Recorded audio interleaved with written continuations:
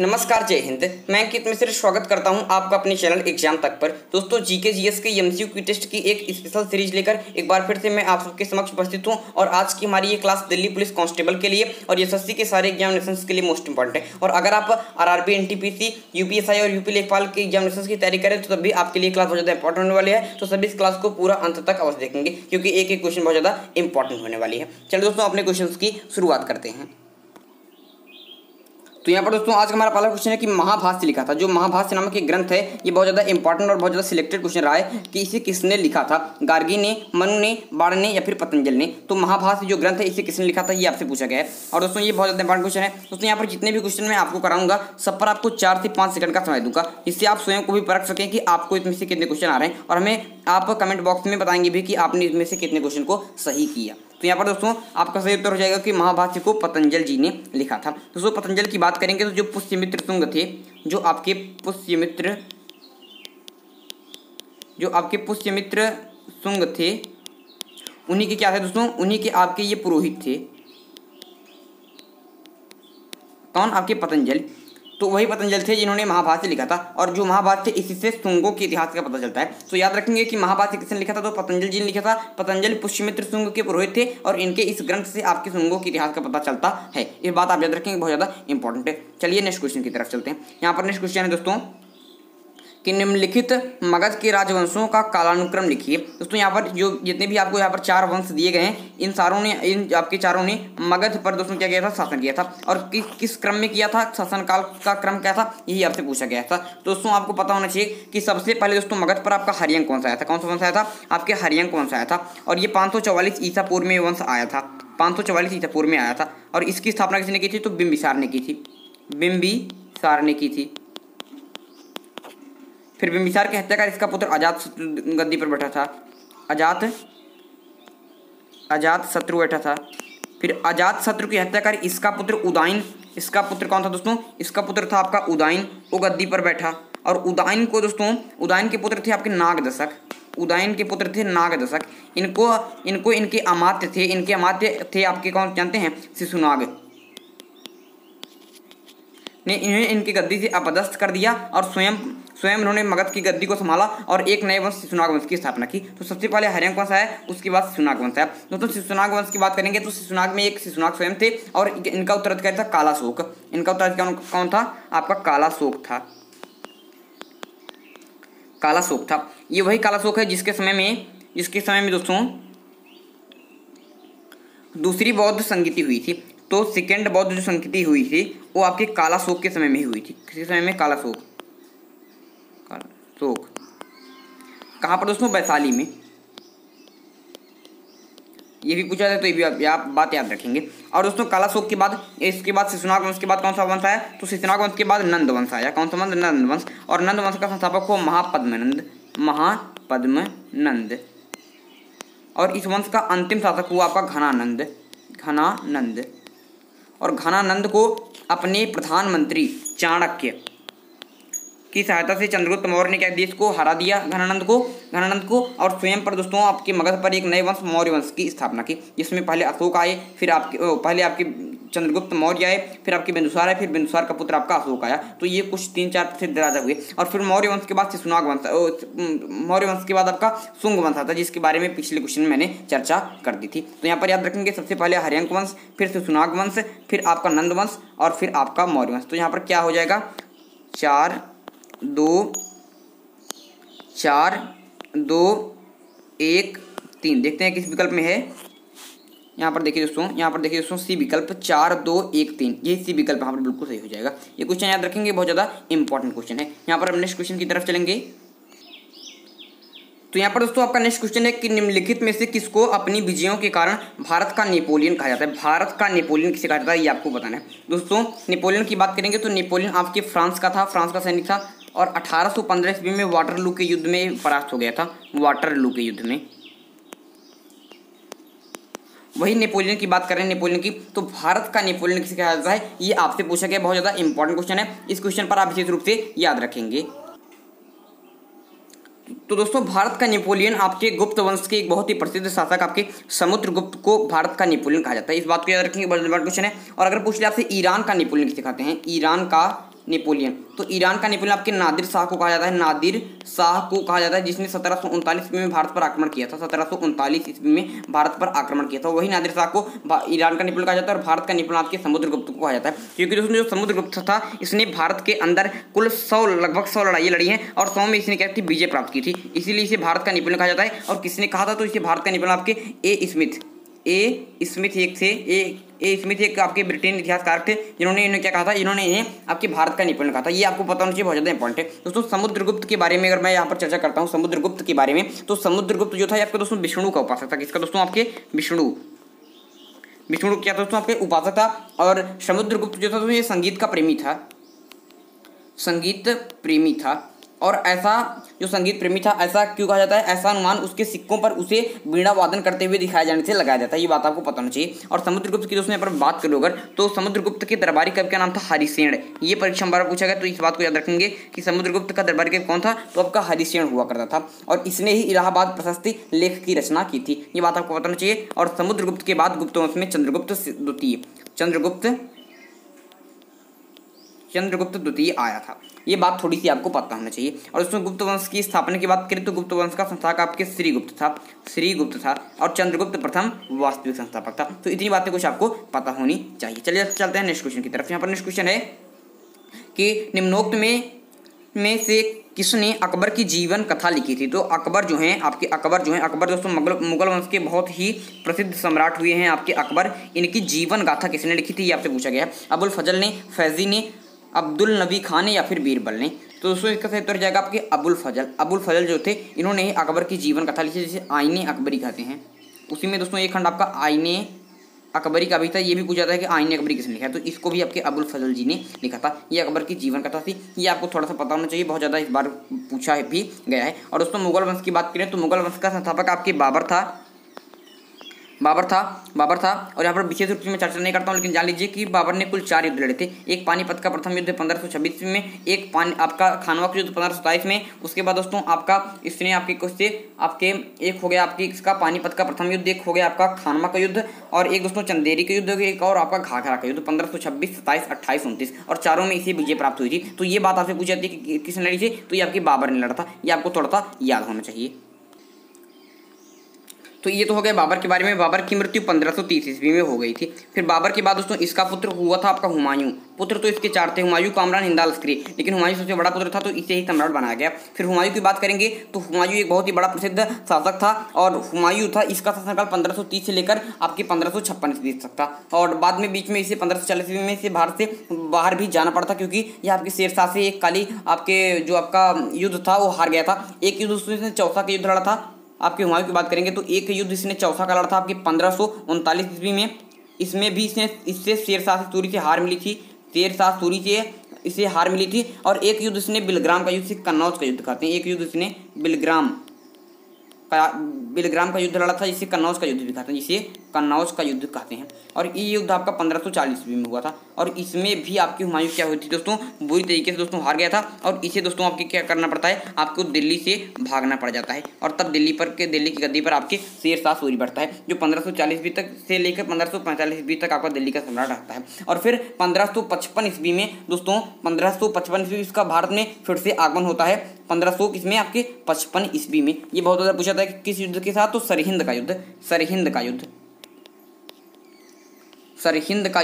होता है आपका। सरहिंद का युद्ध कब, आपके 1555 में। और इसके साथ भारत में इसका फिर से आगमन हो जाता है आपका हुमायूं का, और फिर से आपका दिल्ली का सम्राट बन जाता है। लेकिन इसके बाद भी इसकी किस्मत खराब रहती है। और 1 जनवरी 1556 ईस्वी को दीन पना भवन में स्थित पुस्तकालय में दोस्तों इसकी सीढ़ियों से गिरने से इसकी मृत्यु हो जाती है। ये बात आप याद रखेंगे, बहुत ज़्यादा पूछा जाता है। इसके बाद दोस्तों हुमायूं की बात करेंगे तो हुमायूं के बाद दोस्तों आपके दिल्ली का सम्राट आपके अकबर बनता है। कौन बनता है, अकबर। और इसी अकबर की बात हो रही थी कि अकबर की जीवन कथा किसने लिखी है, तो आपके अबुल फैजल साहब ने लिखी है। सम्राट अकबर की बात करेंगे तो सम्राट अकबर दोस्तों की बात करेंगे तो बहुत ज़्यादा प्रसिद्ध बात है। और अकबर के दोस्तों बात करें बचपन का नाम, तो उसका बचपन का नाम जलाल था। कौन था, जलाल। इसीलिए इसे जलालुद्दीन अकबर भी कहा जाता है। तो इसके बचपन का नाम जलाल था। और इसका जो राज्याभिषेक हुआ था ये 14 फरवरी 1556 ईस्वी को हुआ था।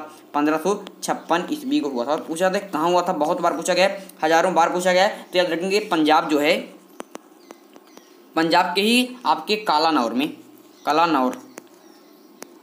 में इसका क्या होता है दोस्तों, राज्याभिषेक हुआ था। इस बात को याद रखेंगे। और अकबर का दोस्तों बात करेंगे तो जलालुद्दीन मोहम्मद अकबर बादशाही गाजी की उपाधि लेकर सिंहासन पर बैठता है, इस बात को याद रखेंगे। और जो बैरम खां था ये इसका दोस्तों क्या होता है, आपका प्रधानमंत्री नियुक्त होता है, इसका संरक्षक नियुक्त होता है। 1556 से लेकर 1560 ईस्वी तक दोस्तों क्या था आपका, जो अकबर का संरक्षक आपकी बैरम खां रहा था, क्योंकि इसकी उम्र बहुत ही कम थी जब यह आपके दिल्ली की गद्दी पर बैठा था। और मात्र कितना साल का आपका, 14 साल का था, क्योंकि इसका जन्म 1542 ईस्वी में हुआ था और 1556 ईस्वी में गद्दी पर बैठा था। मतलब आपकी कितने उम्र का, लगभग 14 साल का दोस्तों आपकी गद्दी पर बैठते समय इसकी उम्र थी। तो उम्र बहुत कम थी, इसलिए इसका संरक्षक आपके बैरम खां बनता है, इस बात को याद रखेंगे। और अकबर की बात करेंगे तो अकबर ने भी कई सारे प्रसिद्ध युद्ध लड़े हैं, जैसे पानीपत का सेकंड युद्ध इसने 1556 ईस्वी में लड़ा। आपके अकबर और हेमू के बीच हुई 1556 ईस्वी में अकबर और हेमू के बीच, और इसमें हेमू को दोस्तों पूरी तरीके से हरा दिया जाता है। और उसने पानीपत का ही युद्ध नहीं, और उसने आपके हल्दी घाटी का युद्ध भी लड़ा था। आपके हल्दी घाटी का युद्ध भी लड़ा था आपकी 1576 ईस्वी में महाराणा प्रताप के साथ, जिसमें महाराणा प्रताप की भी हार हो जाती है, इस बात को याद रखेंगे। तो इससे ही कुछ प्रसिद्ध लड़ाइयाँ आपके अकबर ने लड़ा था। तो ऐसी कुछ इंपॉर्टेंट बातें थी जो आपको बताना जरूरी था, तो यहाँ पर मैंने आपको बता दी। नेक्स्ट क्वेश्चन की तरफ चलेंगे कि शिवाजी का गुरु कौन था। आपके पास ऑप्शन आपके 4 हैं, नामदेव, रामदेव, रामदास, एकनाथ और तुकाराम। दोस्तों शिवाजी की अगर मैं बात करता हूँ, अगर यहाँ पर दोस्तों बात करें शिवाजी की, तो इनके आध्यात्मिक क्षेत्र में इनके शिवाजी के आचरण पर गुरु रामदास का काफ़ी प्रभाव पड़ा था, इसलिए गुरु रामदास को ही इनका गुरु कहा जाता है। तो ये बात थोड़ी सी आपको याद रखनी चाहिए और बहुत ज़्यादा इंपॉर्टेंट बात भी है। शिवाजी की बात करेंगे तो शिवाजी के पिता का नाम था शाहजी भोसले और इनकी माता का नाम दोस्तों क्या था आपका, जीजाबाई था। इनके बारे में आप लोगों ने कहानी पढ़ी होगी बचपन में, बहुत ज़्यादा प्रचलित रहती थी। तो शाहजी भोसले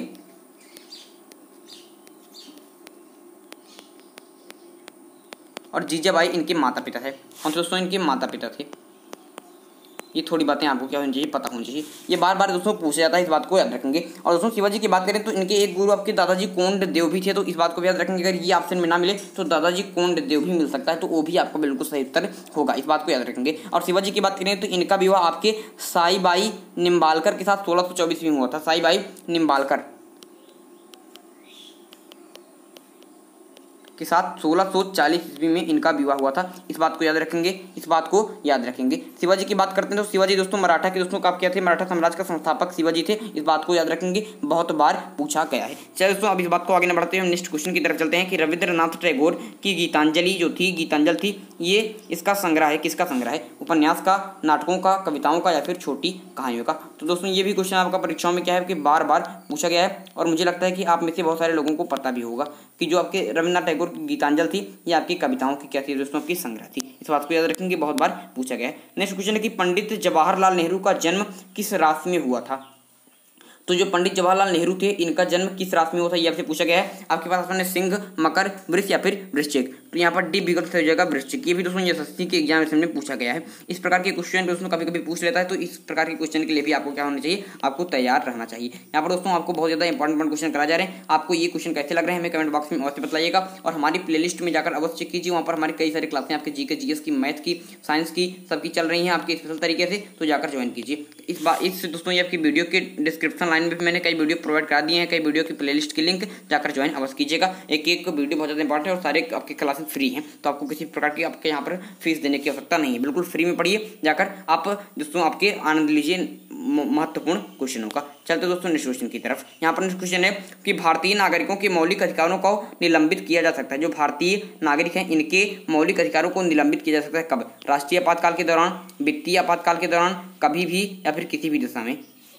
तो बताना है कि जो मौलिक अधिकार होते हैं दोस्तों के फंडामेंटल राइट्स होते हैं ये कब निलंबित किए जा सकते हैं, ये आपसे पूछा गया। और ये क्या दोस्तों बहुत ज़्यादा इंपॉर्टेंट क्वेश्चन है, और ये बात याद रखेंगे कि सारे क्वेश्चन दोस्तों प्रीवियस ईयर क्वेश्चन पर आधारित हैं। तो ये सारे क्वेश्चन क्या दोस्तों बहुत ज़्यादा इंपॉर्टेंट है दोस्तों। ये आपके दिल्ली पुलिस एग्जामिनेशन के लिए हमारी ये सीरीज जीके जीएस का क्लास ये 1 है, इसकी भी और क्लासें आएंगी। तो अगर अन्य क्लासों की भी अगर आप नोटिफिकेशन जानना चाहते हैं तो इस चैनल को सब्सक्राइब कर लीजिएगा, जिससे जब भी मैं इसका नया पार्ट डालूँ तो उसका जो नोटिफिकेशन हो आपको सबसे पहले मिल जाए।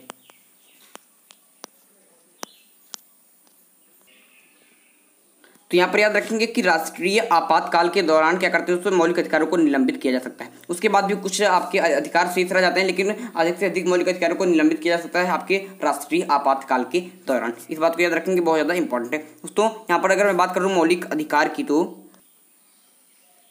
तो यहाँ पर अगर बात करूँ मौलिक अधिकारों की दोस्तों ये संयुक्त राज्य अमेरिका से लिया गया है। किससे? आपके संयुक्त राज्य अमेरिका से दोस्तों ये आपके ग्रहण किया गया आपके मौलिक अधिकार को। इस बात को याद रखेंगे। और मौलिक अधिकार की बात करें तो इसका वर्णन संविधान के भाग 3 में, संविधान में कुल आपके 22 भाग हैं, उसमें भाग 3 में दोस्तों क्या मिलता है आपके इसका जिक्र मिलता है मौलिक अधिकारों का। और भाग 3 के अनुच्छेद 12 से लेकर आर्टिकल आपके 12 से लेकर 35 तक आपके किसका वर्णन है आपके किसका मौलिक अधिकार का वर्णन है। इस बात को याद रखेंगे। और इसे मूल अधिकारों का जन्म आपकी दोस्तों बात करेंगे तो भाग 3 को दोस्तों बात करें तो इसमें आपका इसका वर्णन मिलता है। और इसे मूल अधिकार का जन्मदाता भी कहा जाता है। किसको? आपके भारत के अधिकार पत्र को, इसे मैग्ना कार्टा भी कहते हैं। संविधान के भाग 3 को भारत का अधिकार पत्र जिसे कहते हैं मैग्ना कार्टा कहा जाता है। और इसे मूल अधिकारों का जन्मदाता भी कहा जाता है। ये बात आपसे बार बार पूछा गया तो इस बात को याद रखेंगे। और मौलिक अधिकारों की बात करेंगे तो मौलिक अधिकारों में कुल 6 प्रकार के मौलिक अधिकार हैं जो आपसे बार बार पूछा तो याद रखेंगे।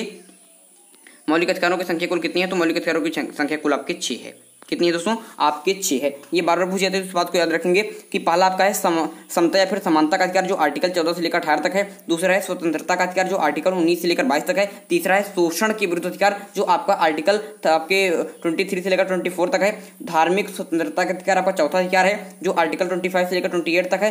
संस्कृति और शिक्षा संबंधी अधिकार की बात करेंगे तो ये आर्टिकल 29 से लेकर आपके 30 तक है। और संवैधानिक उपचारों का अधिकार आपके लास्ट अधिकार आपके आर्टिकल 6 आपका अधिकार 6 है जो आर्टिकल 32 में है। और जिससे आपके आर्टिकल जो 2 है इसको अंबेडकर ने भारत के आपके संविधान की आत्मा भी कहा है। इस बात को याद रखेंगे। वैसे भारत के संविधान की आत्मा पूछे तो आप प्रस्तावना को लगाएंगे, प्रस्तावना।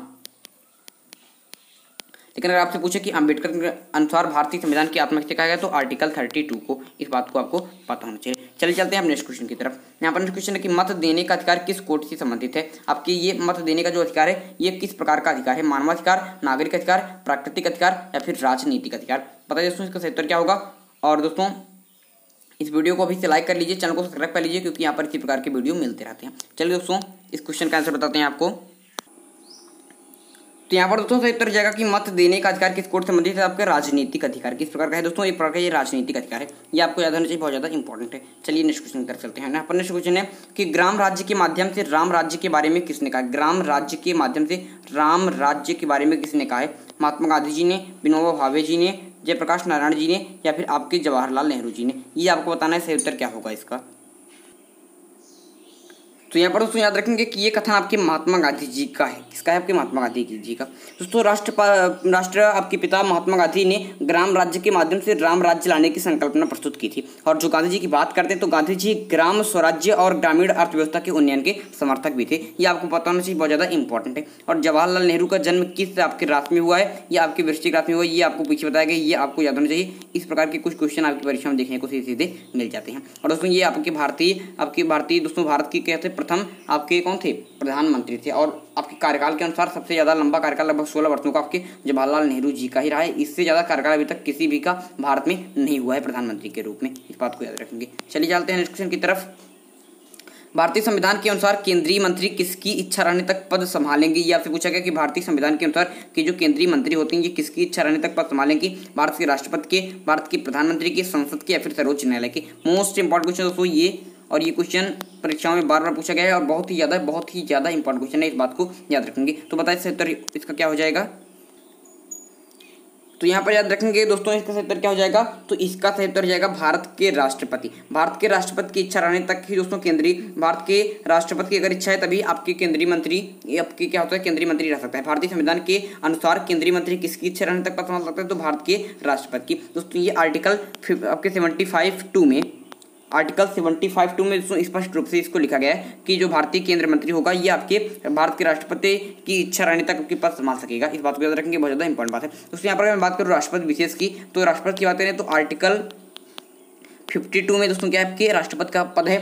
बहुत बार पूछा गया है, ये आपको विशेष रूप से याद होना चाहिए। और आपके महाभियोग की बात करेंगे तो आपके आर्टिकल 61 में दोस्तों महाभियोग की बात करते हैं तो मतलब कि अगर राष्ट्रपति कोई गलत कार्य करने लगे तो उसके ऊपर महाभियोग चला जाता है जिससे कि उसका पद समाप्त हो जाता है। और इसको क्षमादान की भी सकती है। अगर किसी भी व्यक्ति को सुप्रीम कोर्ट ने आपके मौत की सजा सुना दी है तो अगर उसको चाहे तो राष्ट्रपति से क्षमा कर सकता है। ये आपके आर्टिकल 72 में इसे विशेष रूप से पावर प्रदान है। तो ये 3 बार पूछे गए, इसके तीनों के आर्टिकल आपको पता होना चाहिए। आर्टिकल 52 में क्या आपके राष्ट्रपति का पद है, आर्टिकल 61 में महाभियोग है, आर्टिकल 72 में आपके क्षमादान है। चलते हैं दोस्तों नेक्स्ट क्वेश्चन की तरफ। नेक्स्ट क्वेश्चन है कि पहले वित्त आयोग का गठन कब हुआ था? जो जो पहला वित्त आयोग दोस्तों इसका गठन कब हुआ था? 1950 में, 1951 में, 1952 में या फिर 1954 में। तो दोस्तों इसका उत्तर जाएगा आपका ऑप्शन बी 1951 में पहले वित्त आयोग का गठन हुआ। तो बहुत ज्यादा इंपॉर्टेंट क्वेश्चन, तो ये क्वेश्चन आपको पता होना चाहिए। तो यहाँ पर दोस्तों अगर मैं बात करूँ वित्त आयोग की, तो वित्त आयोग के बारे में जानेंगे कि संविधान के अनुच्छेद 280 के अंतर्गत कितने में, आर्टिकल 280 में, क्या दोस्तों, आर्टिकल 280 के अनुसार संविधान प्रारंभ होने के 2 वर्ष के भीतर और तत्पश्चात प्रत्येक 5 वर्ष की समाप्ति के बाद, दोस्तों जब संविधान प्रारंभ हुआ इसके 2 वर्ष के भीतर ही कहा गया था उसमें, और उसके बाद बताया था कि इसके पश्चात 5 वर्ष की समाप्ति के बाद या फिर जब भी अगर राष्ट्रपति चाहता है, आप समझे, एक आदेश के द्वारा क्या दोस्तों आपके वित्त आयोग का गठन कर सकेगा। इसमें एक दोस्तों अध्यक्ष होते हैं, इसमें क्या दोस्तों एक दोस्तों क्या होते हैं आपके अध्यक्ष होते हैं और 4 अन्य सदस्य भी होते हैं। ये बात आपको पता होना चाहिए। एक आपके अध्यक्ष होते हैं, 4 अन्य सदस्य होंगे। पहले वित्त आयोग का दोस्तों गठन की बात करें तो केसी नियोगी की अध्यक्षता में की गई थी, केसी नियोगी। ये बहुत बार पूछा गया कि पहली आपके जो वित्त आयोग था इसका गठन किसकी अध्यक्षता में, केसी नियोगी। तो केसी नियोगी की अध्यक्षता में दोस्तों का पहले वित्त आयोग का गठन किया गया था। कब? आपके 1951 में। ये भी आपको पता होना चाहिए, बहुत बार पूछा भी गया है। 1951 में क्या किया था, आपको किया गया था। ये आपको पता होना चाहिए, बहुत ज़्यादा इंपॉर्टेंट है। तो ये क्वेश्चन बहुत ज़्यादा इंपॉर्टेंट है, इसके बारे में जितनी अतिरिक्त जानकारी दी वो भी आपको याद कर लेना है। यहाँ पर नेक्स्ट क्वेश्चन की तरफ चलेंगे। यहाँ पर नेक्स्ट क्वेश्चन है कि भारत के आकस्मिकता निधि का संरक्षक कौन है? जो आकस्मिकता निधि है इसका संरक्षक कौन है, ये आपसे पूछा गया है। प्रधानमंत्री, सर्वोच्च न्यायालय के न्यायाधीश, राष्ट्रपति या फिर वित्त मंत्री? ये आपको बताना बहुत ज़्यादा इंपॉर्टेंट क्वेश्चन है।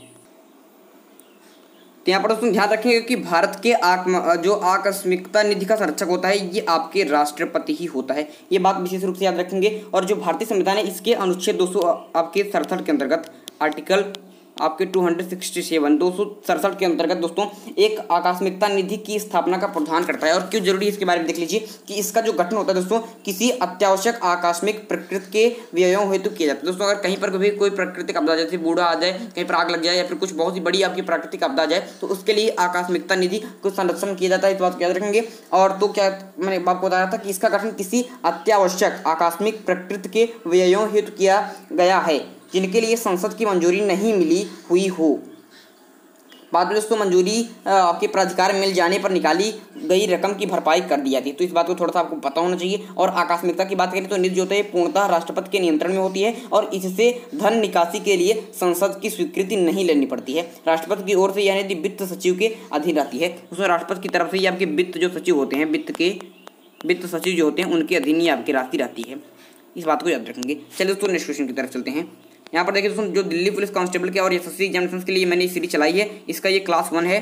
और अगर आप लोगों ने सपोर्ट किया, इस क्लासों को ज़्यादा से ज़्यादा शेयर किया, सब्सक्राइब किया और लाइक किया तो इसके भी कई सारी क्लासें आपको देखने को मिलेंगी। तो इस प्रकार की क्लासें अगर आप देखना चाहते हैं तो हमें कमेंट बॉक्स में लिखिएगा सर इसकी नेक्स्ट क्लास को भी डालिए और इस क्लास को अपने मित्रों के साथ शेयर अवश्य कीजिएगा, लाइक कीजिएगा और सब्सक्राइब भी अवश्य कीजिएगा। और उसमें वीडियो को बीच में स्किप नहीं करेंगे। एक एक क्वेश्चन मोस्ट इंपॉर्टेंट है तो एक एक क्वेश्चन आपको याद रखना है। चलिए दोस्तों नेक्स्ट क्वेश्चन की तरफ चलते हैं। यहाँ पर नेक्स्ट क्वेश्चन है कि निम्नलिखित में से कौन सा सौर परिवार से संबंधित नहीं है? तो कौन सा सौर परिवार से संबंधित नहीं है? आपके पास ऑप्शन है क्षुद्र ग्रह, धूमकेतु ग्रह या फिर निहारिका। तो याद रखेंगे क्षुद्र ग्रह, धूमकेतु ग्रह ये सब तीनों आपके सौर परिवार से संबंधित है, लेकिन निहारिका जो है आपके सौर परिवार से संबंधित नहीं है। तो यहाँ पर आपका बिल्कुल डिफिकल्ट हो जाएगा। और देख लीजिए ये आपके एसएससी सीपीयू एग्जामिनेशन में पूछा गया है। तो यहाँ पर जितने भी क्वेश्चन मैं आपको करा रहा हूँ ये सारे प्रीवियस ईयर में दिल्ली पुलिस के क्वेश्चन आपके हैं और एसएससी के विभिन्न एग्जामिनेशन क्वेश्चन हैं और कुछ आपके आरआरबी के भी प्रीवियस ईयर के क्वेश्चन यहाँ पर लिए गए हैं, आरआरबी एनटीपीसी के भी।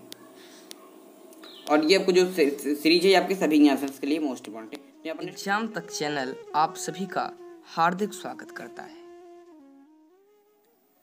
तो यहाँ पर दोस्तों हमारा नेक्स्ट क्वेश्चन है कि तारे पूर्व से पश्चिम में किस कारण ज्यादा दिखते हैं? तो आपने देखा होगा कि जो तारे होते हैं, जो स्टार्स होते हैं, ये अगर पश्चिम की बात करें तो पश्चिम में ज्यादा दिखते हैं। अगर हम अपेक्षा करें पूर्व से तो पूर्व से ज्यादा पश्चिम में दिखते हैं। इसका कारण क्या है?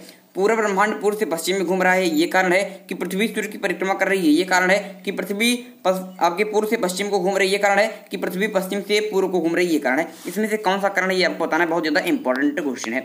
यहाँ पर दोस्तों अब हम कुछ जियोग्राफिक क्वेश्चन करें। ये सारे आपके जियोग्राफिक क्वेश्चन है। शुरू में हमने कुछ हिस्ट्री के क्वेश्चन किए, उसके बाद कुछ आपके पॉलिटी के क्वेश्चन हमने किए और अब हमारे भूगोल क्वेश्चन चल रहे हैं। तो यहाँ पर देख लीजिए कि जो हमारे जी के जीएस का दोस्तों जो सेशन होगा इसमें सारे विषय के क्वेश्चन आएंगे, आपके पॉलिटी के भी, हिस्ट्री के भी, आपके जियोग्राफी के भी, साइंस के भी, आपके इकोनॉमिक्स के भी। तो सारे चैप्टर से यहाँ पर मिक्स क्वेश्चन रहेंगे और सारे क्वेश्चन बहुत ज़्यादा इंपॉर्टेंट रहेंगे। तो दोस्तों इसका सही उत्तर हो जाएगा कि जो हमारी पृथ्वी होती है ये पश्चिम से पूर्व को घूम रही है। जो हमारी दोस्तों पृथ्वी है किस तरफ से, पश्चिम से लेकर आपके पूर्व की ओर घूम रही है, इसीलिए पश्चिम में क्या कहते हैं दोस्तों आपके जो तारे होते हैं ये ज्यादा दिखते हैं। ये आपको पता होना चाहिए, बहुत ज्यादा इंपॉर्टेंट क्वेश्चन है। यहाँ पर नेक्स्ट क्वेश्चन है कि वायुमंडल की सबसे निचली परत कौन सी है। वायुमंडल जिसे इंग्लिश में लिखते हैं एटमॉस्फियर, तो जिसे इंग्लिश में लिखते हैं एटमॉस्फियर, इसकी सबसे निचली परत कौन सी, ये आपसे पूछा गया है और बहुत ही ज्यादा इंपॉर्टेंट क्वेश्चन है। तो यहाँ पर आपके पास ऑप्शन है क्षोभ मंडल, समताप मंडल, मध्य मंडल या फिर वायुमंडल। तो बताइए सही उत्तर क्या हो जाएगा इसका। तो दोस्तों इसका सही उत्तर हो जाएगा आपका ऑप्शन है क्षोभ मंडल। जो दोस्तों आपका क्षोभ मंडल है ये हमारे वायुमंडल का सबसे निचली वाली परत है। ये आपको पता होना चाहिए, बहुत ज्यादा इंपॉर्टेंट क्वेश्चन है। और जो अगर क्षोभ मंडल है, कभी कभी इसको क्षोभ मंडल ना लिखकर आपके ऑप्शन में ट्रोपोस्फियर आ जाता है, तो ये भी आप याद रखेंगे। अगर ये विकल्प में आ जाए ट्रोपोस्फियर, इसको इंग्लिश में कहते हैं और कभी कभी बिल्कुल और बिल्कुल इंग्लिश में ही आंसर देता है, तो आपको इंग्लिश नाम पता होना चाहिए, बहुत ज़्यादा जरूरी है। तो आप याद रखेंगे जो क्षोभ मंडल है क्या दोस्तों, ये आप करते हैं ये आपके वायुमंडल की सबसे निचली परत होती है। और वायुमंडल की संरचना में आपका ये बहुत ज़्यादा क्वेश्चन पूछा गया है और पिछले कई सालों से ये क्वेश्चन बहुत ज़्यादा पूछा रहा है। तो ये क्वेश्चन आपको बिल्कुल आसानी के साथ याद होना चाहिए, बहुत ज़्यादा सिंपल सा क्वेश्चन भी है। और दोस्तों क्षोभ मंडल के बारे में 2-3 क्वेश्चन जो बहुत ज़्यादा पूछे जाते हैं, इस बात को आपको पता होना चाहिए कि जो दोस्तों आपका क्षोभ मंडल होता है इसमें सभी मुख्य वायुमंडलीय घटनाएं होती हैं। जिससे कहा गया कि बादल, जो बादल होते हैं किस मंडल में होते हैं, तो आपके क्षोभ मंडल में ही होते हैं। बादल जो होते हैं, आंधी जो आती है किस मंडल में आती है, तो आपके जो होती है आपके किसमें, आपके क्षोभ मंडल में ही। और जो आपकी वर्षा होती है ये भी। तो ये सारे क्या है दोस्तों, ये सारे क्या है आपके दोस्तों, ये सारे जो आपके वायुमंडलीय घटनाएं हैं ये आपके क्या होती है दोस्तों, क्षोभ मंडल में होती हैं। आपको बताना चाहिए ट्रोपोस्फियर इसका नाम होता है। और जो दोस्तों आपके ट्रोपोस्फियर है, जो आपका क्षोभ मंडल है, इसको संवहन मंडल भी कहते हैं, क्योंकि संवहन जो धाराएं होती हैं इसी मंडल की सीमा तक दोस्तों सीमित रहती हैं। इस बात को आपको पता होना चाहिए। और दोस्तों ये जैविक क्रिया के लिए बहुत ज़्यादा प्रसिद्ध आपका स्तर है ये आपका क्षोभ मंडल।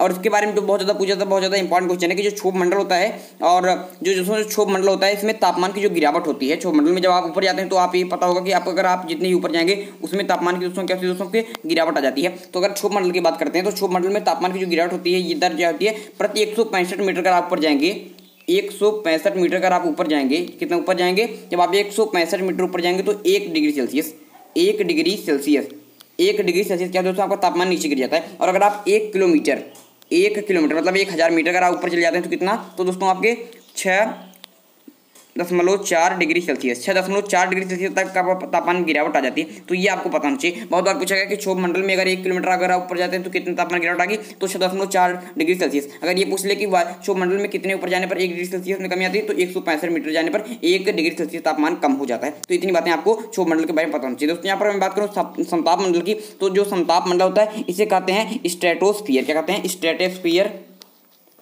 स्ट्रेटोस्फियर। ये आपको थोड़ा सा पता होना चाहिए, बहुत ज़्यादा पूछा जाता है इसके बारे में। और समताप मंडल की बात करें तो 50 किलोमीटर की ऊंचाई तक इसको सीमित है आपके समताप मंडल। और ये जो समताप मंडल होता है इसी में ओजोन परत भी है। समताप मंडल में ओजोन परत भी है दोस्तों। जो हमारी एक्सरे किरणें होती हैं, हमारी जो एक्सरे किरणें होती हैं ये बहुत ही खतरनाक किरणें होती हैं। और अगर ये आपके दोस्तों आपके मनुष्य के शरीर पर पड़ जाती हैं तो आपको मोतियाबिंद हो सकता है, मोतियाबिंद, या फिर कैंसर जैसा दोस्तों आपके भयानक रोग हो सकता है। ये दोनों रोग आपके हो सकते हैं अगर ये आपके एक्सरे किरण पर जाए। तो एक्सरे किरणों को दोस्तों भूमि पर आने से कौन रोकता है, तो आपके एक्सरे किरणों को भूमि पर आने से ओजोन परत रोकती है। लेकिन ओजोन परत भी दोस्तों धीरे धीरे नष्ट हो रही है, जिसकी वजह से इसमें कुछ छिद्र हो जा रहे हैं और जिसकी वजह से आपकी एक्सरे जो होती है किरणें आपके पृथ्वी पर आ जा रही हैं। और इसीलिए दोस्तों कैंसर के कई सारे आपके पीड़ित कई सारे रोगी आपको दिख भी रहे हैं। कैंसर और मोतियाबिंद बहुत ज़्यादा भयानक रोग है दोस्तों। ओजोन परत यहाँ पर नष्ट क्यों हो रहा है, क्या कारण है, इसके बारे में आपको बताता हूँ। जो आपकी ओजोन परत है ये इतनी जल्दी के साथ नष्ट क्यों हो रहा है ये आपको बताता हूँ। देखिए इस बात को याद रखेंगे, बहुत ज़्यादा सारे इंपॉर्टेंट क्वेश्चन है कि जो ओजोन परत होता है ये आपके CFC एक गैस है दोस्तों। ओजोन परत को नष्ट करने वाला उसको CFC से इंग्लिश में पूरा अगर इसका फॉर्म लिखते हैं तो क्लोरोफ्लोरोकार्बन। क्या लिखते हैं दोस्तों, क्लोरोफ्लोरोकार्बन। तो क्लोरोफ्लोरोकार्बन होता है, ये गैस होती है क्या दोस्तों, ये आपकी ओजोन परत को नष्ट करती है। और जो ये क्लोरोफ्लोरोकार्बन होती है गैस आती कहाँ से, तो आप जो एयर कंडीशनर चलाते हैं, जो रेफ्रिजरेटर आते चलाते हैं, जो आपके फ्रिज होते हैं, उनसे आपकी ये CFC जो आपकी AC होती है इससे ये आपकी ये गैस निकलती है और ये जाकर आपकी ओजोन परत को क्षति पहुंचा रही है, वहाँ पर छिद्र हो जा रहे हैं और तभी आपकी एक्सरे किरण कहते भूमि पर आ जा रही है, जिसकी वजह से मोतियाबिंद और कैंसर जैसे रोग हमें देखने को मिल रहे हैं। ये बहुत ज़्यादा इंपॉर्टेंट बात है, ये आपसे बहुत ज़्यादा पूछा जाता है दोस्तों। ओजोन परत में दोस्तों क्षरण जो होता है CFC में उपस्थित सक्रिय क्लोरीन होती है, उसी कारण होता है। इसी क्लोरोफ्लोरोकार्बन में आपकी सक्रिय क्लोरीन होता है, इसी की वजह से दोस्तों आपकी ओजोन परत का क्या होता है, क्षरण होता है। ये आपको थोड़ा सा पता होना चाहिए, बहुत बार पूछा भी गया है। तो दोस्तों सबसे नीचे आपका दोस्तों क्षोभ मंडल है, उसके ऊपर आपका क्या है समताप मंडल है, और उसके ऊपर दोस्तों आपका मध्य मंडल है, जिसे मेसोस्फीयर कहते हैं। इसके बारे में आपको बहुत ज़्यादा नहीं पढ़ना है क्योंकि बहुत ज़्यादा क्वेश्चन पूछे जाते हैं। ये क्षोभ मंडल समताप मंडल इंपॉर्टेंट था, जिसके बारे में मैंने कई सारी जानकारी आपको दे भी दी है। यहाँ पर नेक्स्ट क्वेश्चन की तरफ चलेंगे कि निम्नलिखित में से किस देश के साथ भारत की अंतर्राष्ट्रीय सीमा नहीं लगती है। जो भारत की अंतर्राष्ट्रीय सीमा है ये इनमें से किस देश के साथ नहीं लगती। पाकिस्तान के साथ नहीं लगती है, बांग्लादेश के साथ नहीं लगती, भूटान के साथ या फिर श्रीलंका के साथ। दोस्तों ये एसएससी की ऑनलाइन HSL की परीक्षा 2018 में हाल में ही पूछा गया, तो बहुत ज़्यादा इंपॉर्टेंट क्वेश्चन है, इस क्वेश्चन को याद कर लीजिए। दोस्तों आप एसएससी के बारे में जानते होंगे कि एसएससी दोस्तों प्रीवियस ईयर के क्वेश्चन को बार बार रिपीट करती है, तो आपको ये सारे क्वेश्चन आपके लिए बहुत ज़्यादा इंपॉर्टेंट है। तो ये क्वेश्चन आपको क्या होनी चाहिए, याद होनी चाहिए। और ये सेशन आपके दिल्ली पुलिस के लिए और एसएससी के अन्य एग्जामिनेशन बहुत ज़्यादा इंपॉर्टेंट है। RRB NTPC वाले इस क्लास को भी देख सकते हैं। तो दोस्तों इसके उत्तर जाएगा आपका श्रीलंका। जो श्रीलंका होता है भारत की अंतर्राष्ट्रीय सीमा नहीं बनाता है। दोस्तों जलीय सीमा तो श्रीलंका बनाता है। श्रीलंका और मालदीव दो देश हैं, श्रीलंका और मालदीव, ये दोनों क्या करते हैं, तो ये आपकी जलीय सीमा होता है लेकिन अंतर्राष्ट्रीय सीमा नहीं बनाते हैं। पाकिस्तान दोस्तों बनाता है। पाकिस्तान जो होता है ये आपके अंतर्राष्ट्रीय सीमा बनाता है, और पाकिस्तान भारत से 3323 किलोमीटर की सीमा बनाता है, इस बात याद रखेंगे। बांग्लादेश में आता है, बांग्लादेश भारत से सबसे ज़्यादा अंतर्राष्ट्रीय सीमा बनाता है, और इसकी लंबाई कितनी 4096 किलोमीटर तक सीमा बनाता है, ये आपको पता चाहिए। और दोस्तों जो भूटान होता है ये आपके 699 किलोमीटर की सीमा बनाता है, भारत से बनाता है। ये बातें थोड़ा सा आपको पता होनी चाहिए। दोस्तों अगर मैं बात करूं पाकिस्तान की, तो पाकिस्तान से सीमा अगर गुजरात, राजस्थान, पंजाब, जम्मू कश्मीर और अब लद्दाख भी सीमा बनाने लगा, ये आपकी पाकिस्तान से। बांग्लादेश की बात करेंगे तो बांग्लादेश से असम, मेघालय, मिजोरम, त्रिपुरा और पश्चिम बंगाल सीमा बनाते हैं। भूटान की बात करेंगे तो भूटान से आपके सिक्किम, असम, पश्चिम बंगाल और अरुणाचल प्रदेश यहाँ पर सीमा बनाते हैं। और श्रीलंका की बात करेंगे तो ये अंतर्राष्ट्रीय सीमा नहीं बनाता है, ये जलीय सीमा बनाता है। ये बातें आपको थोड़ा सा पता होनी चाहिए। और मन्नार की खाड़ी और पाल के स्टेट आपके श्रीलंका को भारत से अलग करते हैं। पाकिस्तान से भारत को अलग करते हैं कौन, आपकी रेड क्लिफ रेखा, और आपके 0 डिग्री लाइन आपके बांग्लादेश से भारत को अलग करती है। मैकमोहन रेखा भारत को चीन से अलग करती है। तो ऐसे कुछ फैक्ट्स हैं जो आपको थोड़े से पता होनी चाहिए। इसके बाद चलेंगे नेक्स्ट क्वेश्चन की तरफ कि निम्नलिखित में से किस भारतीय राज्य की समुद्र तटीय सीमा सबसे छोटी है। समुद्र तटीय सीमा दोस्तों जो होती है समुद्र तटीय जो सीमा है ये किसकी सबसे कम है, किस भारतीय राज्य की, आपसे पूछा गया। गोवा, केरल, उड़ीसा या फिर पश्चिम बंगाल। बताइए सही उत्तर क्या हो जाएगा दोस्तों। दोस्तों इसका सही उत्तर जाएगा आपका गोवा। दोस्तों जो गोवा होती है इसके समुद्र तटीय सीमा क्या सबसे छोटी होती है। और गुजरात की बात करेंगे तो जो गुजरात होता है इसके समुद्र तटीय सीमा सबसे ज़्यादा लंबी है। ये बात थोड़ी सी आपको पता होनी चाहिए। दोस्तों बात करेंगे भारत के तटीय भाग की लंबाई की, तो भारत के तटीय भाग की कुल लंबाई 7516.6 किलोमीटर है। और केवल मुख्य भूमि से बात करेंगे तटीय सीमा की लंबाई तो 6100 किलोमीटर है। और भारतीय स्थलीय सीमा की लंबाई 1200 कितनी दोस्तों 15,200 किलोमीटर भारत की स्थलीय सीमा की कुल लंबाई है। तो ये बातें थोड़ा सा आपको पता होनी चाहिए। भारत 15,200 किलोमीटर दोस्तों आपकी स्थलीय सीमा है। आपकी जलीय सीमा की तटीय सीमा की बात करेंगे तो 75.6 किलोमीटर कुल है, और मुख्य भूमि से 6100 किलोमीटर। इससे बातें आपको थोड़ी सी पता होनी चाहिए। इसके बाद चलेंगे नेक्स्ट क्वेश्चन की तरफ। भटकल, एलेप्पी, काकीनाडा, तूतीकोरिन, ये दोस्तों कुछ पत्तन है और इसको मिलाना है कि किस राज्य में है। ये बहुत ज़्यादा इंपॉर्टेंट क्वेश्चन है। तो ये क्वेश्चन बताइए इसका उत्तर क्या हो जाएगा। यहाँ पर आपको 4 विकल्प दिए गए, इसमें से आपको बताना है, इसको सही मिलान करके देखना है कि किसका मिलान यहाँ पर सही किया गया है। तो ये दोस्तों बहुत ही अच्छा क्वेश्चन है, बहुत ही लेवल का क्वेश्चन है। तो इस प्रकार के क्वेश्चन भी आपकी परीक्षा पूछ जाते हैं। दोस्तों आपको अपने पेपर के लिए सिंपल और हार्ड दोनों क्वेश्चनों के लिए आपको प्रिपेयर रहना चाहिए। इसलिए दोस्तों मैंने ये आपके जीके जीएस की सीरीज शुरू की है, जीके जीएस की, जिसमें आपको सिंपल क्वेश्चन भी कराए जाएंगे, आपको हार्ड क्वेश्चन भी कराए जाएंगे। तो जिस प्रकार से आपके क्वेश्चन में आपकी परीक्षा में क्वेश्चन पूछा जाएगा उसी प्रकार से आपको यहाँ पर प्रिपेयर किया जाएगा। इसलिए दोस्तों आप एग्जाम तक चैनल को तुरंत सब्सक्राइब कर लीजिए, क्योंकि यहाँ पर इसी प्रकार के वीडियो मिलते रहते हैं। और दिल्ली पुलिस और एसएससी एग्जामिनेशंस की तैयारी करने वालों के लिए मेरी एक बात और है कि आप जाकर डिस्क्रिप्शन लाइन चेक करेंगे, वहां पर आपको एक लिखा रहेगा कि मध्यकालीन इतिहास क्रमबद्ध। उसको अगर खोलेंगे दोस्तों तो वहां पर आपको जो दोस्तों मध्यकालीन इतिहास जो आपकी मेडुअल हिस्ट्री है ये आपको बिल्कुल 0 से लेकर आपके एंड तक कराई गई है। A to Z आपको वहां पर कराया जाएगा। तो वहां पर देखिए दोस्तों आपकी 10 क्लासें अभी तक आपकी हो चुकी हैं, जिसमें आपको यहाँ पर दोस्तों जो मोहम्मद बिन कासिम ने 712 ईस्वी में आक्रमण किया था वहां से लेकर के अभी तक मैंने आपकी तुगलक वंश को करा दिया। और यहाँ पर रोज दोस्तों आपके नेट्स पार रहते हैं। तो इस प्रकार से मैं पूरा मध्यकालीन इतिहास खत्म करा रहा हूँ, जाकर आप लोग ज्वाइन कीजिए, बहुत ज्यादा इंपॉर्टेंट क्लास वहाँ पर चल रही है। तो यहाँ पर देखेंगे दोस्तों क्वेश्चन कि जो उसमें भटकल होता है, जो दोस्तों क्या होता है, जो भटकल पत्तन होता है ये कहाँ पर होता है आपसे बताना है। तो याद रखेंगे कि भटकल पत्तन आपकी कर्नाटक में है। उसके बाद बात करेंगे आपकी एलेप्पी की, तो एलेप्पी आपके केरल में है। इसके बाद करेंगे काकीनाडा की, जो काकीनाडा है दोस्तों ये आपके आंध्र प्रदेश में है। और जो तूतीकोरिन है ये आपकी तमिलनाडु में। दोस्तों इसमें तूतीकोरिन बहुत ज़्यादा लोगों को पता होगा और एलेप्पी ये दोनों ज़्यादा फेमस है। तो अगर आप लोगों को पता होता तो एलेप्पी आपके केरल में है और तूतीकोरिन आपकी तमिलनाडु में। तूतीकोरिन तथा याद रख सकते हैं, तूतीकोरिन तमिलनाडु। और दोस्तों काकीनाडा आंध्र प्रदेश याद रखेंगे, एलेप्पी केरल याद रखेंगे और भटकल आपकी आंध्र प्रदेश याद रखेंगे। तो यहाँ पर आपका बिल्कुल सी विकल्प हो जाएगा कि ए वाला 3 में भटकल जो है आपका एक वाला पहले 3 में जो भटकल होता है ये आपके कर्नाटक में, फिर आपका बी वाला आपके फर्स्ट में एलेप्पी कर्नाटक में बिल्कुल सही। उसके बाद सी वाला काकीनाडा आपकी कह रहा है कि आपके आंध्र प्रदेश में बिल्कुल सही। और डी आपका कह रहा है तूतीकोरिन आपकी तमिलनाडु में बिल्कुल सही। यहाँ पर सी विकल्प बिल्कुल सही हो जाएगा। ये दोस्तों पतन थे और पतन के राज्य थे। ये एसएससी सीपीओ की एग्जामिनेशन पूछे गए। सीपीओ का एग्जाम थोड़ा सा लेवल का होता है, इसलिए एक बहुत अच्छा क्वेश्चन था। तो Delhi police, CPO, CHSL, SSC के सारे एग्जामिनेशन और आर्मी टीपीसी वाले के लिए बहुत ज्यादा ये आपके बैच इंपॉर्टेंट है। इसकी नेक्स्ट क्लास भी जल्द से जल्द आपको प्रोवाइड कराई जाएगी। तो यहाँ पर क्वेश्चन है कि निम्नलिखित में से किस स्थल को यूनेस्को की विश्व विरासत के स्थलों की सूची में शामिल किया गया है। तो जो यूनेस्को की जो विश्व विरासत जो सूची होती है उसमें भारत की कौन से स्थल है जिसको शामिल किया गया। चिल्का झील, डल झील, नागेर झील या फिर सुंदर नेशनल पार्क। ये एसएससी मैट्रिक्स स्तर परीक्षा 2008 में पूछा गया, 2008 में पूछा गया। तो बहुत ज्यादा इंपॉर्टेंट क्वेश्चन है। इसमें से किसको आपको यूनेस्को की विश्व विरासत के स्थलों की सूची में शामिल किया गया ये आपको बताना है। बहुत ज्यादा इंपॉर्टेंट क्वेश्चन है। तो दोस्तों बात करेंगे सुंदर यहाँ पर कि किसको शामिल किया। तो सुंदर वन नेशनल पार्क, जो सुंदर वन नेशनल पार्क है दोस्तों ये आपके पश्चिम बंगाल में है। पश्चिम बंगाल में है, वेस्ट बंगाल में है ये आपका। और वेस्ट बंगाल में होने के साथ इसको 1987 ईस्वी में, कब 1987 में इसको यूनेस्को की विश्व विरासत में शामिल किया गया है। दोस्तों यूनेस्को की विश्व विरासत की कुछ सूचियां जिसको शामिल किया गया है उसको मैं एक दिन कराऊंगा, तो वहाँ पर आपको सारे यहाँ पर हो जाएंगे। यहाँ पर कुछ इंपॉर्टेंट मैं आपको बताता हूँ। जो कंचनजंगा राष्ट्रीय पार्क है 2016 बिहार में ही 2016 में कंचनजंगा राष्ट्रीय पार्क को भी आपके यूनेस्को की विश्व विरासत में शामिल किया गया। इस बात को आपको थोड़ा पता होना चाहिए। और दोस्तों जो आपकी बात है तो काजीरंगा जो राष्ट्रीय उद्यान है, काजीरंगा राष्ट्रीय उद्यान, उसको भी आपके 1985 में आपको यहाँ पर शामिल किया गया। केवलादेव राष्ट्रीय उद्यान को भी, केवलादेव राष्ट्रीय उद्यान। तो काजीरंगा बहुत ज्यादा पूछा तो काजीरंगा के बारे में देखेंगे। काजीरंगा को भी विश्व विरासत में शामिल किया गया है। और दोस्तों जो प्रथम बार 1983 में दोस्तों भारत के जो आपके स्थल हैं उसको आपके यूनेस्को की विश्व विरासत में शामिल किया गया था। तो उसमें दोस्तों चार को एक बार में शामिल किया गया था। उसमें दोस्तों एक था आपका आगरा का किला, एक था आपका आगरा का किला जिसे अकबर ने बनवाया है, एक है आगरा का किला जिसे अकबर ने बनवाया है, एक था दोस्तों आपके अजंता की गुफाएं, एक थी आपके अजंता की गुफाएं, और एक थी दोस्तों आपकी एलोरा की गुफाएं, एलोरा की गुफाएं, और एक था आपका ताजमहल।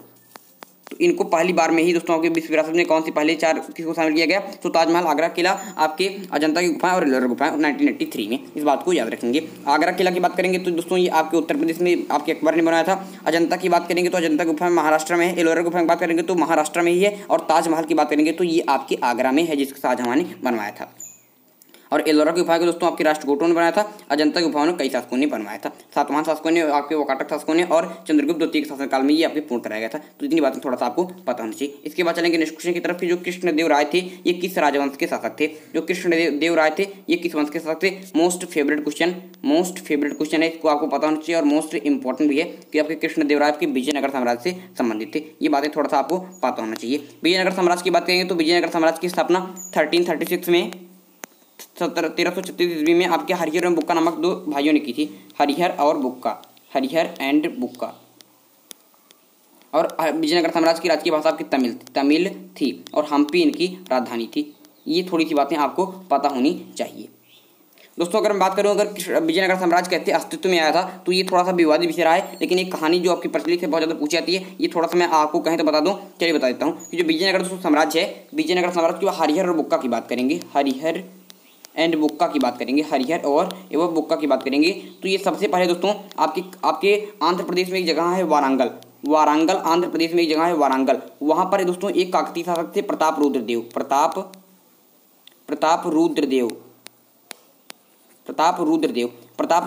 जो थे वहाँ के काकतीय शासक थे। काकतीय वंश के शासक थे प्रताप रुद्रदेव। और उनके प्रताप रुद्रदेव के हरिहर बुक्का कोषाधिकारी थे। कौन दोस्तों आपके कोषाधिकारी थे। थोड़ा सा आपको पता होना चाहिए कि कोषाधिकारी क्या थे दोस्तों के ये थे। तो यहाँ पर बात करेंगे विजयनगर साम्राज्य कैसे अस्तित्व में आया। तो जो हरिहर एवं बुक्का नामक दो भाई थे, ये वारंगल आंध्र प्रदेश में एक चलता था काकतीय वंश, उसके ही एक राजा थे प्रताप रुद्रदेव, उसके ये कोषाधिकारी थे। और मोहम्मद बिन तुगलक जो था, मोहम्मद बिन तुगलक, आपको पता होगा कि 1336 के आसपास आपका जो था आपके मोहम्मद बिन तुगलक वहाँ पर दिल्ली सल्तनत पर शासन कर रहा था। और मोहम्मद बिन तुगलक ने वारंगल आंध्र प्रदेश पर आक्रमण कर दिया। आंध्र प्रदेश वारंगल पर क्या कर दिया, आक्रमण कर दिया और आपके इसको जीत लिया। उसके बाद हरिहर एवं बुक्का नामक जो दो भाई थे, इन्होंने आपके काकतीय वंश के राजा प्रताप रुद्रदेव को छोड़कर ये चले गए दोस्तों आपके कर्नाटक। और आपके कर्नाटक में एक जगह थी काम्पिल्य, कर्नाटक में एक जगह थी आपके काम्पिल्य, वहाँ पर जाकर ये शरण लेते हैं, काम्पिल्य में जाकर ये शरण लेते हैं। और यहाँ पर देखिए फिर से एक बात कि जो काम्पिल्य है ये आप कहाँ पर है दोस्तों, काम्पिल्य की बात करेंगे तो काम्पिल्य आपके कर्नाटक में है। तो ये आंध्र प्रदेश वारंगल से कर्नाटक चले जाते हैं। और मोहम्मद बिन तुगलक जो था दोस्तों, मोहम्मद बिन तुगलक जो है दोस्तों, ये फिर से दोस्तों आपके काम्पिल्य कर्नाटक पर भी आक्रमण कर देता है और इसको भी क्या कहते हैं दोस्तों, को जीत लेता है।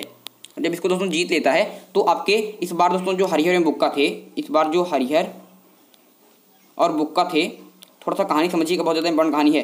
हरिहर और बुक्का जो थे, इन्हें इस बार दोस्तों क्या कर लिया जाता है, इन्हें इस बार कैद कर लिया जाता है और कैद करके आपके दिल्ली लाया जाता है। और दोस्तों ये हिंदू थे और यहाँ पर दिल्ली में लाकर इन्हें इनका धर्म चेंज करा दिया जाता है और इन्हें इस्लाम धर्म में परिवर्तित कर दिया जाता है। इस बात को आपको पता होगा। उसके बाद दोस्तों बात करेंगे मोहम्मद बिन तुगलक। तो मोहम्मद बिन तुगलक के समय में जब इनको इस्लाम धर्म में कैद कर लिया जाता है तो उसी समय की बात है कि दोस्तों जो दक्षिण भारत है उसमें कई सारे विद्रोह होने लगते हैं। तो मोहम्मद बिन तुगलक के समय में आपके दक्षिण भारत में 27 विद्रोह हुए थे और इसके समय में कुल 34 विद्रोह थे जो आपके दिल्ली सल्तनत सर्वाधिक विद्रोह इसी समय हुए थे। तो उसमें केवल 27 विद्रोह तो आपके दक्षिण भारत में ही हुए थे और उसी में एक विद्रोह के काम्पिल्य का विद्रोह भी था और इसको दमन करने के लिए मोहम्मद बिन तुगलक ने हरिहर एवं बुक्का नामक 2 भाइयों को आपके काम्पिल्य भेजा। और जब काम्पिल्य कर्नाटक की पहुंच गए तो इन्होंने ना सिर्फ काम्पिल्य जो था आपके, ना सिर्फ जो काम्पिल्य कर्नाटक था, काम्पिल्य कर्नाटक, इनके इस जो आपका विद्रोह था, विद्रोह का तो इन्होंने दमन किया ही, विद्रोह का दमन कर दिया। विद्रोह के दमन करने के लिए ही मोहम्मद तुगलक ने क्या किया, इन्हें भेजा था। लेकिन उन्होंने आपके काम्पिल्य कर्नाटक के विद्रोह को दमन भी किया और साथ ही एक बेहतर मौका पाकर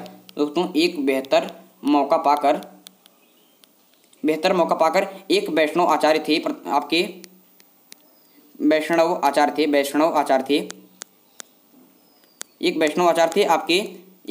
आचार्य थे, उन्होंने बेहतर मौका पाकर आपके क्या थे दोस्तों, आपके वैष्णव धर्म के दोस्तों की एक बहुत ज़्यादा प्रसिद्ध थे आपके काम्पिल्य का दोस्तों जो विद्रोह हुआ था, ये आपको समझना चाहिए कि कर्नाटक में है। कहाँ पर है दोस्तों, ये आपके कर्नाटक में है और इसके दमन करने के लिए मोहम्मद बिन तुगलक ने भेजा। इन्होंने इसका दमन भी कर दिया और बेहतर मौका पाकर एक वैष्णव आचार्य थे विद्यारण्य। कौन थे दोस्तों, आपके विद्यारण्य थे, विद्यारण्य थे। इन्होंने दोस्तों विद्यारण्य से दोस्तों आपकी सलाह लेकर अपने को फिर से हिंदू धर्म में परिवर्तित कर दिया और 1336 ईस्वी में तुंगभद्रा नदी के दक्षिण दिशा में आपके विजयनगर साम्राज्य जो है दोस्तों इसकी स्थापना करते हैं। विजयनगर साम्राज्य की स्थापना करते हैं। विजयनगर साम्राज्य क्या करते हैं दोस्तों, की स्थापना करते हैं 1336 ईस्वी में। तो इस प्रकार से विजयनगर साम्राज्य अस्तित्व में आया था और विजयनगर साम्राज्य में एक एक करके कुल 4 वंशों ने दोस्तों आपके यहाँ पर शासन किया। हरिहर बुक्का ने अपने पिता आपके संगम के नाम पर संगम वंश की स्थापना की। फिर दोस्तों की विजयनगर साम्राज्य पर सालू वंश है जिसकी स्थापना आपके नरसिंह सालू ने की। फिर तुलु वंश है जिसकी स्थापना वीर नरसिंह ने की। फिर दोस्तों आपके आरवीडू वंश है जिसकी स्थापना आपके तिरुमल ने की। तो इस प्रकार से दोस्तों ये आपके विजयनगर साम्राज्य था। उम्मीद करता हूँ कि आपको समझ में आ गया होगा किस प्रकार से इसकी स्थापना हुई थी। थोड़ी सी दोस्तों लंबी कहानी थी लेकिन उसके बाद मैंने आपको बता दी, कभी आपके जीवन में भूलने ना। बहमनी वंश की बात करें दोस्तों तो बहमनी वंश की स्थापना 1347 ईस्वी में हुई थी। 1347 ईस्वी में आपके हसन गंगू नामक एक गंगू ने इसकी स्थापना की थी। ये बातें थोड़ा सा आपको पता होनी चाहिए। इसके बाद चलेंगे दोस्तों नेक्स्ट क्वेश्चन की तरफ। यहाँ पर नेक्स्ट क्वेश्चन है कि पुर्तगालियों द्वारा कालीकट से ले जाए जाने वाले कालीकट के सूती कपड़े यूरोप में आमतौर पर क्या कहलाते थे। और दोस्तों ये हो जाएगा आज का हमारा अंतिम क्वेश्चन। ये सेशन दोस्तों आपको कैसा लगा हमें कमेंट बॉक्स में अवश्य बताइएगा। कि आपको ये सेशन कैसा लगा और अगर आप इसके अन्य वीडियो भी देखना चाहते हैं तो हमें कमेंट बॉक्स में बता दीजिएगा कि सर आपके इसके नेक्स्ट पार्ट को भी और चले। और कल या परसों में आपको इसका नेक्स्ट पार्ट आपकी क्लास 2 भी मिल जाएगी। चलिए दोस्तों इस क्वेश्चन की बात करते हैं। जो पुर्तगाली थे इनके द्वारा जो कालीकट से ले जाने वाले कालीकट के जो सूती कपड़े थे इन्हें यूरोप में दोस्तों आपके क्या कहते थे, ये आपसे पूछा गया, बहुत ज़्यादा इंपॉर्टेंट क्वेश्चन है। तो याद रखेंगे इसका सही उत्तर हो जाएगा आपका कैलिको। क्या कहलाता था आपका कैलिको। दोस्तों पुर्तगालियों की बात करेंगे तो 1498 ईस्वी में, कब 1498 ईस्वी में वास्को डिगामा नामक एक दोस्तों जो आपके पुर्तगाली यात्री था, ये दोस्तों भारत के कालीकट बंदरगाह पर आता है और कालीकट के राजा जमोरिन इनका स्वागत करते हैं। और अब्दुल इनका नाम याद रखेंगे, बहुत पूछा था। तो अब्दुल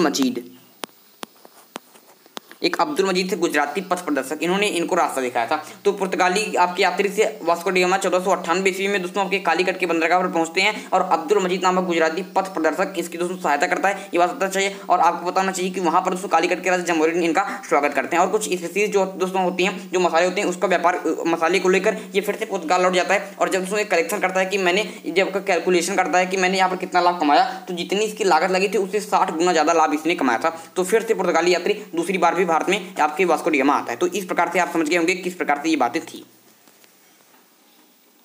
तो यहाँ पर दोस्तों ये सेशन हमारा यहाँ पर आपका समाप्त होता है। पुर्तगालियों के बारे में आप अब समझ गए होंगे। तो यहाँ पर दोस्तों मैंने हिस्ट्री के क्वेश्चन भी किए, कुछ जियोग्राफी क्वेश्चन भी किए, तो कुछ पॉलिटी के भी क्वेश्चन किए। बहुत ही अच्छे क्वेश्चन और बहुत ही डिटेल में मैंने आपको यहाँ पर आंसर इसका दिया है। और दोस्तों आप लोग कमेंट करके बस बताइएगा कि जो दिल्ली पुलिस कांस्टेबल ये एसएससी एग्जामिनेशंस की मैंने ये सीरीज चलाई की एमसीक्यू टेस्ट जीके जीएस की, ये आपको कितना अच्छा लग रहा है। और ये हमारी क्लास 1 है और उसको जल्द से जल्द आपको नेक्स्ट क्लास में मिलेगी, तो इसलिए एग्जाम तक चैनल को सब्सक्राइब अवश्य कर लीजिएगा। और दोस्तों हमारे प्लेलिस्ट में जाकर आप चेक करेंगे तो आपको बहुत सारे इंपॉर्टेंट वहाँ पर वीडियो कराए जा रहे हैं, आपके इतिहास के भी, ज्योग्राफी के भी, सारे विषय के यहाँ पर क्वेश्चन यहाँ पर चल रहे हैं। चलो दोस्तों आज के लिए आपसे लेते हैं विदा, अगले वीडियो में एक नए टॉपिक के साथ फिर होगी मुलाकात। तब तक के लिए मुझे दीजिए इजाजत। मैं हूं अंकित मिश्रा और आप देख रहे हैं एग्जाम तक। धन्यवाद। एग्जाम तक चैनल आप सभी का हार्दिक स्वागत करता है।